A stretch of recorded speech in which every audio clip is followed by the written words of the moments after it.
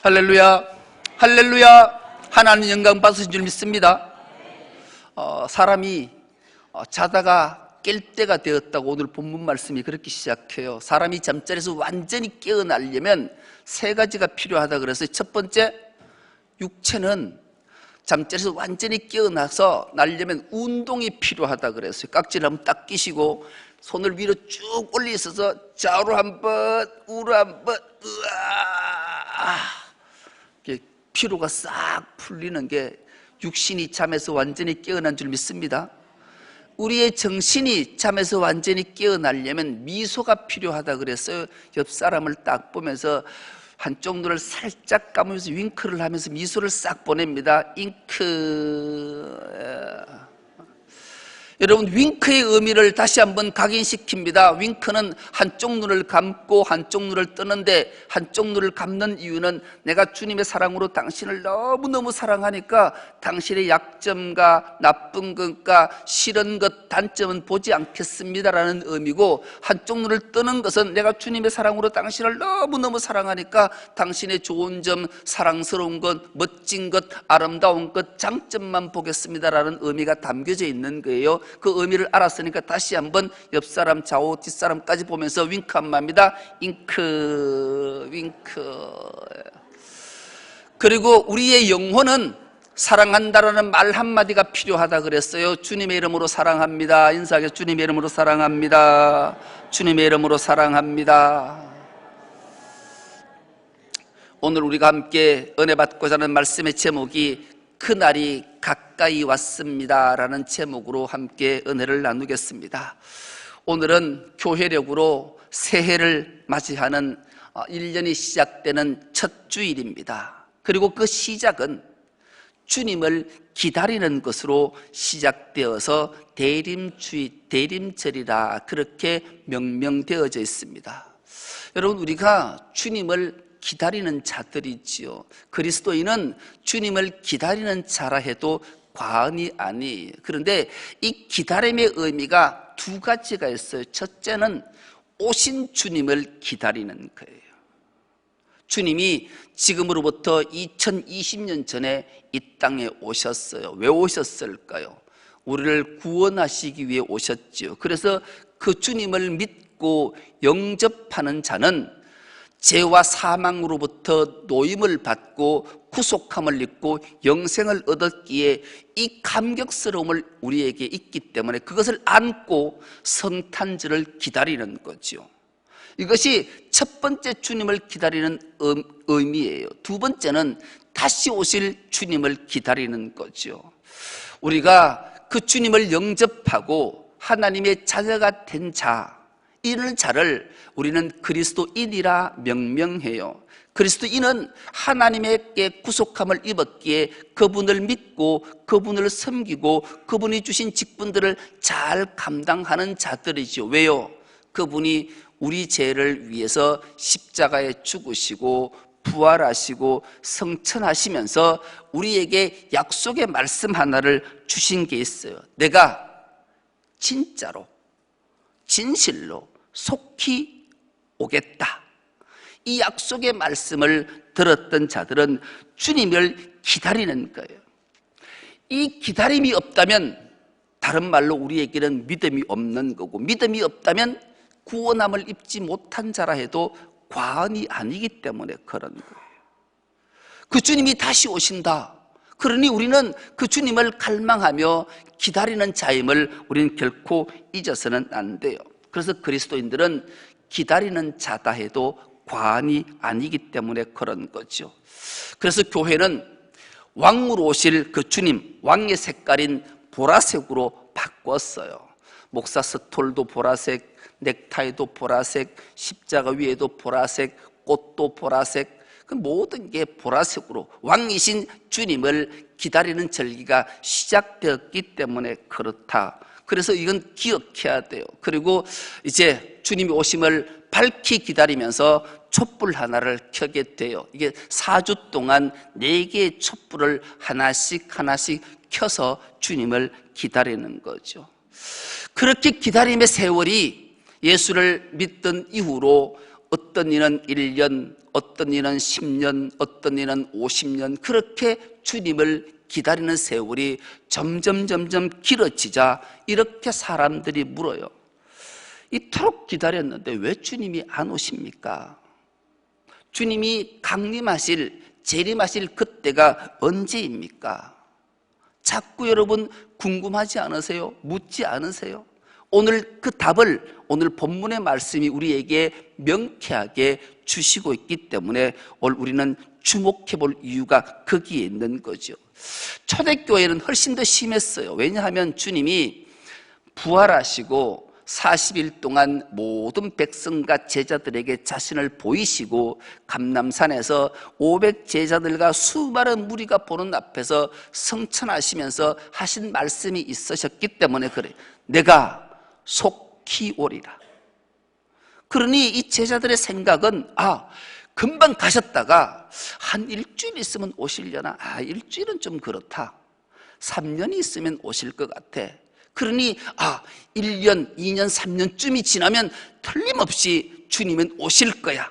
그러니 긴박함 속에 주님을 기다리기 위해 자신들이 애쓰고 힘쓰는 일들을 많이 했어요. 그것이 무엇이겠어요? 주를 위해 충성하는 거죠. 주님이 주신 직분과 사명, 선한 일을 잘 감당하기 위해 애를 썼던 거예요. 그런데 주님은 오시지를 않는 거예요. 선을 하다가 자꾸 실망하는 거예요. 여러분 혹시 그러지 않으십니까? 내가 이만큼 몸, 마음, 물질, 시간 다 들여 충성했는데 빨리 좀 주님이 오시지. 이제 더 이상 주님께 드릴 것이 없는데 몸도 쇠약해졌고 물질도 다 떨어졌고 이제 드릴 거라고는 마음밖에 뿐인데 왜 주님 안 오세요? 그런 갈망하심이 여러분에게 있으십니까? 그런데 우리 주님은 더 안타까움, 절박한 마음으로 우리를 보고 계신다는데 우리의 마음을 쏟을 필요가 있어요. 우리 주님은 십자가에 자신을 내려놓으실 때 모든 인류가, 세상이 구원받기를 원하셨던 분이에요. 지금도 성천하셔서 하나님 우편에 앉으셔서 온 인류가 모두가 한 사람도 빠짐없이 다 구원받기를 애절한 마음으로, 간절한 마음으로, 타는 마음으로 보고 계시고 그를 위해 성부 하나님께 끊임없이 기도하시는 분이 우리를 구원하신 예수님이신 줄 믿습니다. 그 마음을 우리가 헤아릴 수 있어야 돼요. 우리는 이 마음이 성경을 통해서 우리에게 잘 전해진 사건 하나가 기억나잖아요. 누가복음 15장에 등장한 탕자의 사건을 보면 우리가 잘 알아요. 아버지에게 돌아가시지도 않았음에도 불구하고 유산을 달라 해서 그 아버지, 살아계신 아버지의 마음을 아프게 하고 집을 떠났던 자. 아버지하고 얼마나 심하게 다퉜겠어요. 동네 사람들이 얼마나 그 자식을 욕했겠어요. 마땅히 저자는 우리가 돌을 들어서 죽여야 되는데 그러나 아버지 마음은 떠난 자식이 돌아오기를 그리워하고 하루같이 기다리는 거예요. 눈이 뜨면 아마 밤에 잠자리 들 때는 문을 못 닫았을 거예요.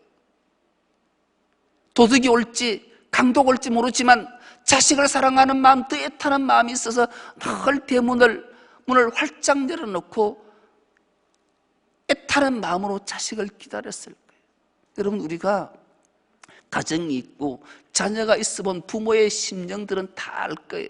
자녀하고 부모하고 다투는 일이 많잖아요. 심하게 다퉈서 자녀가 집을 나가면 집 나간 자식보다 기다리는 아버지 마음이, 부모의 마음이 더 애끓는 거예요. 여러분 자식들한테 큰 기대 갖지 마세요. 안 그런 자식도 참 많겠지만 제 자식을 보니까 그렇더라고요. 내가 그리워하는 게 훨씬 많아. 내가 10번쯤 전화해야 겨우 한 번쯤 응대하더라고요. 그럴 때마다 이거 부잣지가 연을 끊어버릴까, 그런 섭섭한 마음이 들기도 하지만 그래도 그리운 마음이 훨씬 부모에게 있는 것처럼 우리 아버지 마음, 주님의 마음이 그렇다라는 것을 말씀을 통해, 성경을 통해서 끊임없이 우리에게 들려주고 있잖아요. 이런 마음들을 우리가 기억해야 돼요. 그래서 그런 면에서 오늘 본문을 다시 한번 보겠습니다. 본문이 이렇게 시작합니다. 또한 너희가 이 시기를 알거니와 자다가 깰 때가 벌써 되었으니 이는 이제 우리의 구원이 처음 믿을 때보다 가까웠습니다. 이 시기가 주님이 다시 오실 때가 가까이 왔다. 처음 믿을 때보다 우리의 구원이, 주님의 강림이, 재림이 훨씬 가까이 왔다. 그래서 지금은 너희가 알잖아. 그렇게 자다가 깰 때야. 그렇게 말씀하세요. 여러분, 자다가 깰 때라는 다른 말로 하면 우리가 지금 잠자고 있다라는 거예요. 성경은 늘 주님이 오실 때가, 그 시와 때를 아는 이가 아무도 없다. 오직 성부 하나님께 달려있기 때문에 너희가 신랑 될 우리 주님을 기다리는 것은 깨어 있어야 된다라는 거예요. 그래서 우리가 잠들고 있으면 안 된다. 일어나라. 또 다른 말로 하면 너희가 지금 주님이 재림하면, 강림하면 심판주로 오실 텐데 너희가 준비가 안 됐어. 준비해야지. 참회하고 고백하고 회개해서 십자가에 보일 은혜를 의지해서 제시선 받은 확신과 그분을 믿음으로, 그분을 영접함으로 하나님의 자녀가 되었다는 확신의 믿음이 너에게 있어야 되잖아. 그런 준비돼 있어? 준비해야 돼. 그 말씀이에요. 심한 말로 하면 너희 영이 죽어있는 상태야. 깨어나지 않으면 안 돼. 주님의 보혈을 의지하고 죽은 영이 살아나야 돼. 십자가 은혜를 갈망해야 돼. 그래야 살아. 그렇게 주님이 말씀하시는 거예요. 그러므로 우리는 깨어나 준비해야 돼요. 왜요? 주님의 강림이, 재림이, 구원이 가까이 왔기 때문이다. 주님이 그렇게 말씀하십니다. 우리가 구원을 설명할 때는 세 단계로 설명이 가능해요. 첫째는 과거, 현재, 미래예요. 여러분, 주님인 우리는 이미 과거의 구원을 얻은 자인 줄 믿습니다. 얻었어요.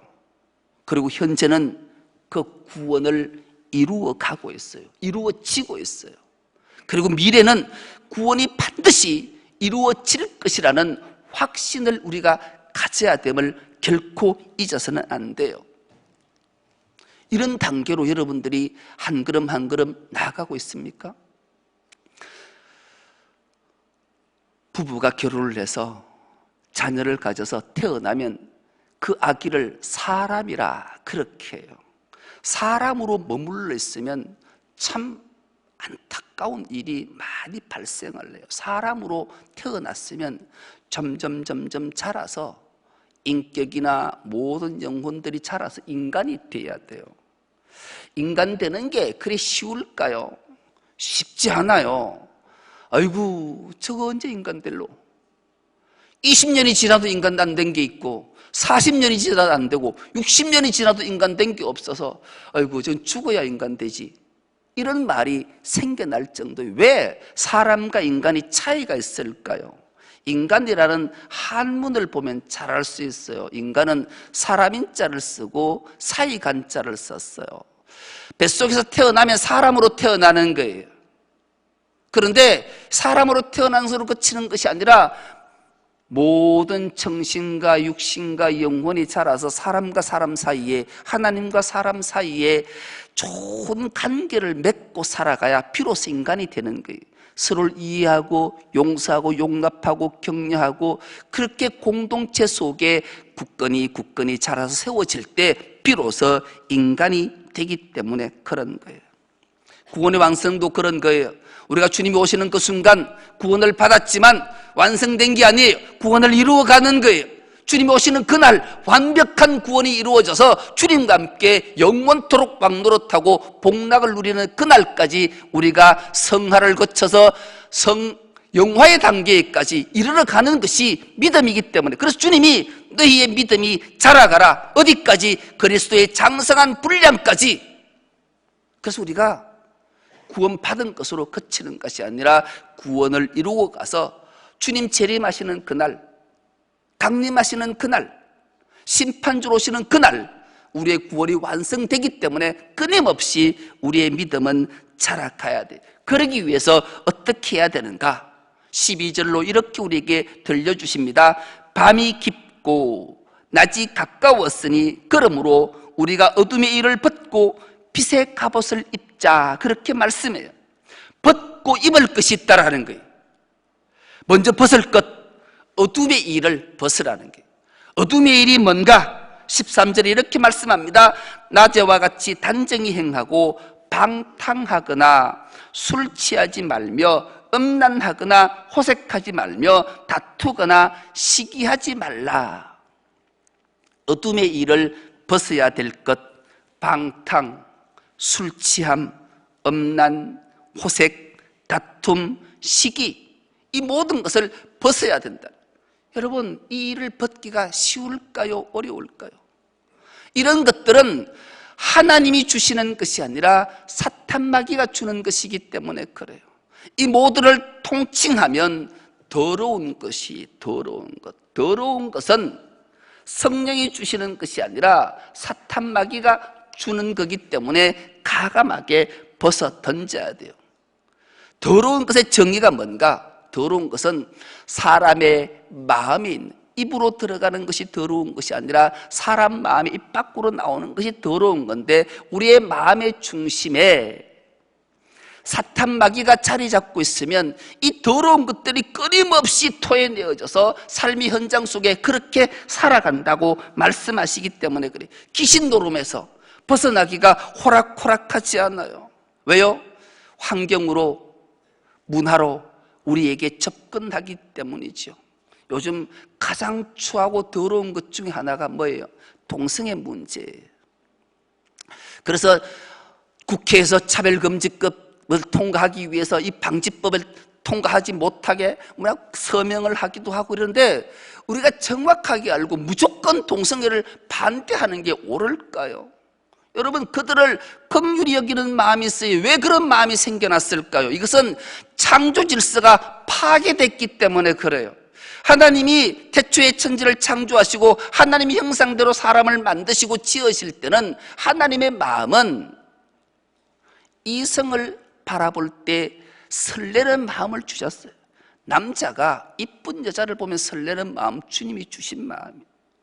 여자가 멋있는 남자를 보고 설레는 마음은 주님이 주신 마음이라니까요. 그래서 아담의 고백이 이는 내 뼈 중에 뼈, 내 살 중에 살이라고 고백했던 것처럼 태초의 창조는 그렇게 지어진 거예요. 그런데 인간의 불순종으로 창조의 질서가 무너져 버렸어요. DNA가 막 바뀌어져 버렸어요. 그래서 타락한 인간들에게 나타나는 현상들이 4가지 성들이 나타났어요. 첫째 이성, 둘째 동성, 셋째 양성, 넷째 간성. 이런 성들이 우리 인간들에게 막 나타난 거예요. 돌연변으로 막 나타난 거예요. 이성은 설명할 것도 없지요. 동성, 여자가 여자를 보고 마음이 설레는 거예요. 이게 뭐지? 아니, 이성을 보고 설레지 않고 동성을 보고 설렌다니까요. 양성은 더 나빠요. 남자도 좋고 여자도 좋고, 여자도 좋고 남자도 좋고, 다 되는 거예요. 다 되는 거예요. 간성은 너무 가슴 아파요. 태어날 때부터 2000분의 1로 2000명 중에 1명이 남자 여자 생식기를 다 가지고 태어난 거예요. 난 여자도 아니고 남자도 아니고 다 갖고 있는 거, 다 갖고 있는 거. 이런 저주가 창조 질서 파괴,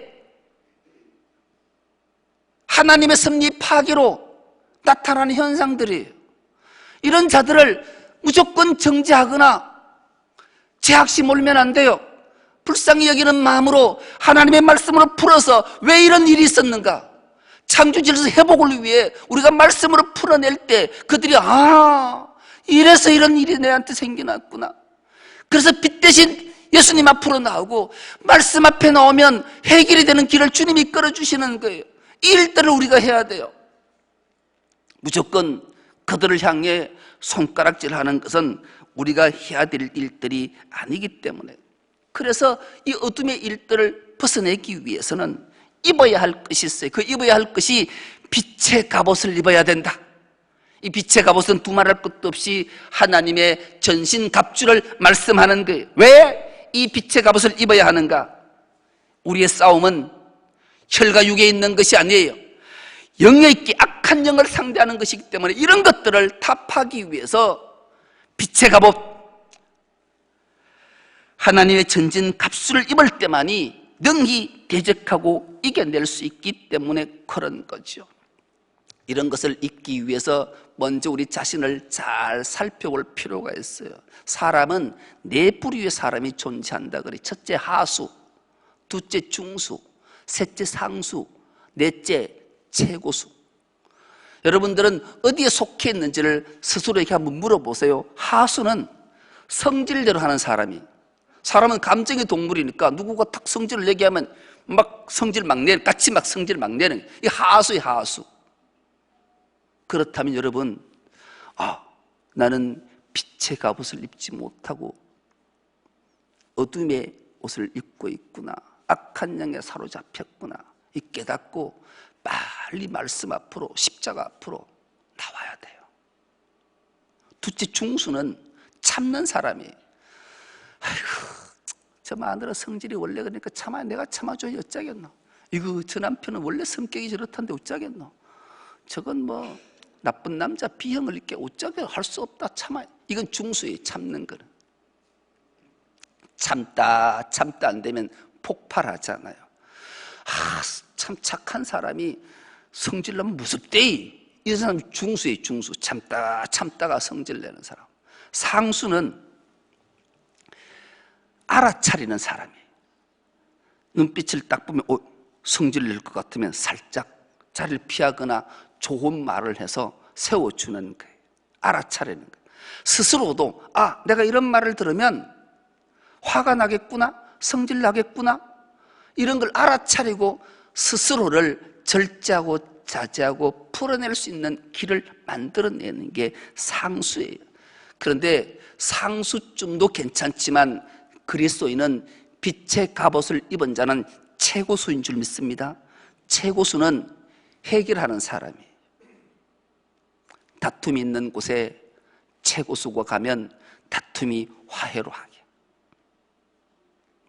문제를 해결해서, 이 최고수가 바로 그리스도이시기 때문에 그래요. 그래서 결론의 말씀이 이렇습니다. 14절입니다. 오직 주 예수 그리스도로 옷 입고 정욕을 위하여 육신의 일을 도모하지 말라. 예수 그리스도의 옷을 입으면 최고수가 되는 줄 믿습니다. 우리 주님이 그 옷을 우리에게 입혀주셨기 때문에 그래요. 여러분, 우리 주님이 우리의 마음을 살피실 때 어떤 마음으로 살피실까? 여러분, 하나님이, 우리 주님이 우리를 보실 때 어디를 보십니까? 어디를 보십니까? 외모 보십니까? 아니, 마음의 중심을 보신다 그랬어요. 사람은 외모를 보거니와 나 여호와는 중심을 보느니라. 사람이, 하나님이 우리의 중심을 볼 때 어떤 입장에서 우리의 중심을 보실까요? 질문을 할 때 그 답을 한번 해보세요. 검사의 마음으로 본다, 변호사의 마음으로 본다, 어떤 마음으로 보실까요? 묻는 게 바보지. 내가 바보라서 답을 안 하시는데, 그래요. 우리 주님은 변호사의 마음으로 우리를 보세요. 우리 중심을 보세요. 검사는 어떻게 하든지 이가 실수하고 범죄하고 악하고 잘못한 것들을 다 끄집어내서 재판장에 아뢰는 거예요. 저 성목사는 지난주에 무엇을 잘못하고 누구에게 성질을 냈고 뭘 했고 다 끄집어내서 그러니 지옥으로 보내라. 그러나 변호사는 하나라도 선한 게 있었는가? 지난주에 시찰회 할 때 그 농가인 숲교회에서 우리 교회에 부패를 했는데 10,000원짜리가 내가 봐도 15,000원짜리, 20,000원짜리가 되는데 저 남을 게 있을까? 이런 참 긍휼히 여기는 마음이 있어서 성미로 목사 준 걸 이거 좀 가져가이소. 그 쌀 가마니 5만 원 한다는데 그래도 밥하면 좀 도움이 안 될까 싶어서 이걸 드릴 테니까 받으시소. 아이고 감사하다고 받아 가져가더라고. 우리 주님은 그거 보시는 거예요. 아이쿠 그래 진짜 나쁜 놈이지만 그래도 선한 마음 하나로 남을 긍휼히 여길 수 있는 마음을 줬으니 그래 이것만 봐도 내가 너를 그리스도 옷 입혔다. 주님이 그렇게 말씀하시니 우리 주님은 그러신 분이에요. 그래서 그 성령님, 보혜사 성령님이 파라클레토스, 내 옆에서 나를 변호하시고 나를 위로하시고 말 못할 탄식으로 주님께 아래서 나 선함을 드러내서 구원받게 하시는 그 주님의 마음이 바로 그리스도로 옷 입는 자의 예수님의 마음인 줄 믿습니다. 오늘 또 주님은 그런 마음으로 우리를 살피시기에 우리 모두는 은혜 입은 자가 된 건 줄 믿습니다. 그래서 우리는 주님께 은혜 입은 자들이에요. 은혜 입은 자가 행해야 될 일이 바로 경건과 거룩을 견주해 나가야 돼요. 경건은 마음의 태도를 말하는 거예요. 하나님의 은혜를 품고 십자가의 사랑을 품고 그리스도 옷을 입으면 힘써서 애를 쓰는 거예요. 내가 하나라도 주님을 기쁘시게 할 일이 뭘까? 무엇을 해야 주님을 기쁘시게 하고 하나님 영광을 드러낼까? 그렇게 애쓸 때 나도 모르는 사이에 내가 거룩해져 있는 거예요. 말씀 앞에 빛 앞에 순종하며 나아가니 주님이 십자가의 볼로 우리의 죄악들은 다 덮어주시고 그리스도의 거룩한 옷을 우리에게 덧입혀 주셨으니 우리로 하여금 주님은 기쁘게 우리에게 영생함을 구원함을 선물로 주십니다. 그날이 가까이 왔습니다. 그리스도로 옷 입어야 되는 이유가 여기에 있기에 날마다 십자가 은혜와 사랑을 갈망하고 그분의 사랑 앞에 감격하며 그분을 찬미하는 일에 그분이 주신 직분을 하나씩 순종하러 나가서 하나님을 기쁘시게 하고 구원받는 감격으로 복락을 다 누리는 우리 모두가 될 수 있기를 간절히 기도합니다. 하나님 아버지 고맙고 감사합니다. 대림절 첫 번째 주일을 저들에게 허락하시고 그날이 가까이 옴을 갈망하며 대림절을 맞이합니다. 우리의 마음속에 주님 자정하셔서 우리의 선한 것들로 우리를 격려하시고 칭찬하셔서 더 아름다운 것들로 거룩해짐으로 하나님의 영광을 선포하는 주의 모든 건속들 다 되게 하여 주옵소서. 감사드리오며 예수님의 이름으로 기도드리옵나이다. 아멘.